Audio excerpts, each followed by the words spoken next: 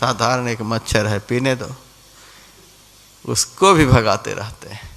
उस आदमी को विष्णु भगवान की चिंता है, कैसे दुनिया खाएगी। फिर उन्होंने कहा महाराज इसी तरह से आबादी बढ़ती जाएगी तो आदमी रहेगा कहाँ, आदमी पर आदमी चढ़ जाएगा,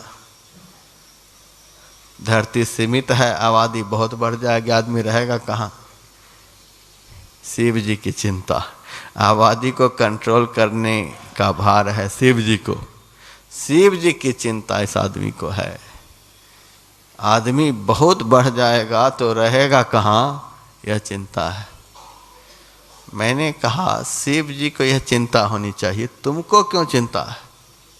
शिव जी जानेंगे आबादी कैसे कंट्रोल में लाएंगे। एक ही भूकंप के झटके में तो आबादी को लेवल में ले आएंगे। और चिंता है शिव जी की, ब्रह्मा की चिंता, विष्णु की चिंता, शिव जी की चिंता, गणेश की चिंता। महाराज दुनिया कैसे चलेगी, लगता है कि घोर कलयुग आ गया। परमात्मा की चिंता, इतनी बड़ी चिंता को लिए आदमी बैठा हुआ है। ब्रह्मा जी को कोई चिंता नहीं, वे आराम से बैठकर भजन कर रहे हैं। भजन कर रहे हैं तो सारी सृष्टि का विस्तार कर रहे हैं, फिर भी उनको कोई टेंशन नहीं है। विष्णु भगवान को देखिए, ये ध्यान में मस्त रहते हैं, योग निद्रा में पड़े हुए रहते हैं, लक्ष्मी चरणों को दबाती रहती हैं। काल ही जिनका बिछावन है, भुजग शयनम, काल के ऊपर विश्राम कर रहे हैं, मस्ती में हैं, योग की निद्रा में हैं, उनको कोई चिंता नहीं। भजन में इतनी ताकत है, भक्ति में इतना सामर्थ्य है कि सारी सृष्टि का वह पालन कर सकता है।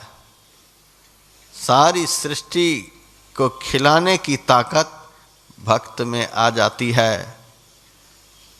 विष्णु भगवान सारी सृष्टि के पालनहार हैं, दिन रात भजन में बैठे रहते हैं, सारी सृष्टि का पालन करते हैं, उनको कोई चिंता नहीं। भजन में वह शक्ति है कि सारी सृष्टि का भरण पोषण करते हैं, टेंशन कुछ भी नहीं। और शिव जी को तो देखिए, वे तो भजन में ही रहते हैं।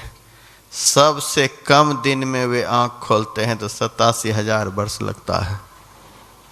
बीते संवत सहस्र 87, तजी समाधि शंभु अविनाशी। सबसे कम दिन की समाधि शिव जी की लगती है तो 87,000 वर्ष। इतने वे ध्यान के प्रेमी हैं, इतने वे भजन के प्रेमी हैं, इसीलिए सारी सृष्टि को कंट्रोल में करके रखते हैं। सारी सृष्टि के नियंत्रक हैं भगवान शिव, उनको कोई चिंता नहीं। परमात्मा तो इनसे भी ऊपर है। जग पे खन तुम देख निहारे, विधि हरि शंभु नचाव निहारे। सबको नचाने वाले परमात्मा के ही ये तीनों मुख्य सेवक हैं। एक के द्वारा सर्जन कराते हैं, दूसरे के द्वारा पालन कराते हैं, तीसरे के द्वारा संहार कराते हैं। परमात्मा के ही ये तीनों मुख्य सेवक हैं। उस परमात्मा में कोई चिंता नहीं, कोई टेंशन नहीं।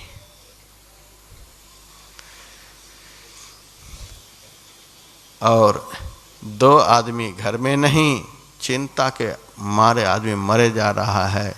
दही नहीं खाएंगे तो मक्खन नहीं खाएंगे तो मिठाई नहीं खाएंगे। दो आदमी घर में नहीं, चिंता के मारे मरे जा रहे हैं लोग। और सारी सृष्टि का पालन पोषण संहार हो रहा है, लेकिन इन देवों को कोई चिंता नहीं है। क्यों नहीं चिंता? वे भजन करते हैं। भजन करने से चिंता खत्म हो जाती है। भजन का यही फल है। लेकिन मैंने किसी पुराणों में नहीं पढ़ा, किसी भी धर्म ग्रंथों में नहीं पढ़ा, न आप लोग पढ़े होंगे कि शिव जी कहीं कांवर लेकर के गए हैं। बोल बम करते हुए वे चुपचाप कैलाश में हो, चाहे अमरनाथ में हो, चाहे कहीं भी हो, वे चुपचाप गुफा में बैठ करके ध्यान लगाते हैं। विष्णु भगवान के लिए मैंने कहीं भी नहीं पढ़ा कि फूल की साजी लिए हुए मंदिरों में भटकते फिरते हैं। वे एक जगह बैठकर ध्यान लगा रहे हैं। ब्रह्मा जी के विषय में मैंने कहीं नहीं पढ़ा कि ब्रह्मा जी झोली कमंडल लिए तीर्थों में घूमते फिरते हैं, धामों में चक्कर लगाते रहते हैं। ब्रह्मा जी के विषय में मैंने नहीं पढ़ा, गणेश जी के विषय में भी मैंने नहीं पढ़ा। ये ब्रह्मा विष्णु महेश सर्जन पालन संहार करने वाले, इतना बड़ा सामर्थ्य इनके पास, और एक जगह बैठ करके ध्यान लगाते हैं, भजन करते हैं। इस भजन से वह शक्ति आती है कि वे सारी सृष्टि का सर्जन पालन संहार कर सकता है। बैठ करके चिंतन करते हैं। राम की भक्ति सुंदर चिंतामणि है, परमात्मा की भक्ति सुंदर चिंतामणि है। हम किसकी भक्ति कर रहे हैं? राम की भक्ति क्या है? रोज मैं सुना रहा हूं, राम की भक्ति क्या है, कृष्ण की भक्ति क्या है, शिव जी की भक्ति क्या है। परसों भी सुनाया, संत का संग करना यह राम की भक्ति है, संत के उपदेशों को सुनना यह राम की भक्ति है, सद्गुरु के चरणों की सेवा करना यह राम की भक्ति है, ईश्वर का गुणगान करना यह राम की भक्ति है, संत के बताए हुए मंत्र का निरंतर जप करते रहना यह राम की भक्ति है। सारी इंद्रियों को विषयों की तरफ नहीं जाने देना, स्थिर कर लेना। कोई भी इंद्री किसी भी विषयों की तरफ नहीं जा सके, इंद्रियों का दमन कर लेना यह राम की भक्ति है। अपने चंचल चलायमान मन को अपने बस में कर लेना, एक क्षण के लिए भी मन संसार की तरफ नहीं जाए, यह राम की भक्ति है। परमात्मा की दया से जो कुछ भी प्राप्त हो जाए उतने से ही सदैव संतुष्ट होकर के रहना यह राम की भक्ति है। सबके साथ सरल सीधा व्यवहार करना यह राम की भक्ति है। और स्वयं राम ने इस भक्ति के उपदेश सबरी को बताए हैं। इससे बढ़कर भी कोई प्रमाण चाहिए आप लोगों को? भगवान राम इसको भक्ति कहते हैं। भागवत में श्रवणम कीर्तनम विष्णु स्मरणम पाद सेवनम अर्चनम वंदनं दास्यं सख्यं आत्मनिवेदनम, ये भक्ति के 9 अंग हैं। यथार्थ में भगवान राम ने, भगवान कृष्ण ने जो करने के लिए कहा है वही भक्ति है। गीता के 9वें अध्याय में भगवान ने कहा, भूतों को पूजने वाले भूतों के पास। आप लोगों को जाना है भूतों के पास? कहेंगे नहीं। पितरों को पूजने वाले पितरों के पास जाने का विचार हो तो लगे रहें। देवों को पूजने वाले देवताओं के पास, और मेरा भक्त मेरे पास आता है। परमात्मा का भक्त, परमात्मा की भक्ति करने वाला परमात्मा के पास। आखिर में भगवान ने कहा, मेरा भक्त मेरे पास आ जाता है। परमात्मा के पास चले जाने पर क्या होता है और इन तीनों के पास जाने पर क्या होता है?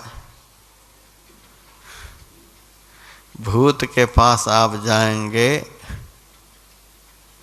तो मरकर भूत ही बनेंगे।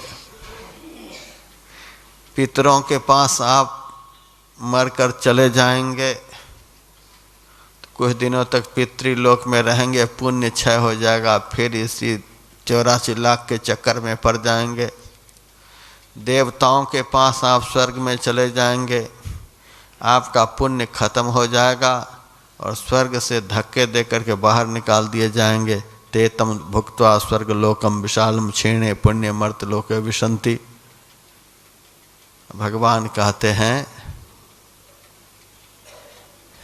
यद गत्वान निवर्तन्ते तद्धाम परमम मम। जहाँ जाकर जीव को फिर इस दुखमय संसार में लौटकर आना नहीं पड़ता, वह मेरा परम धाम है।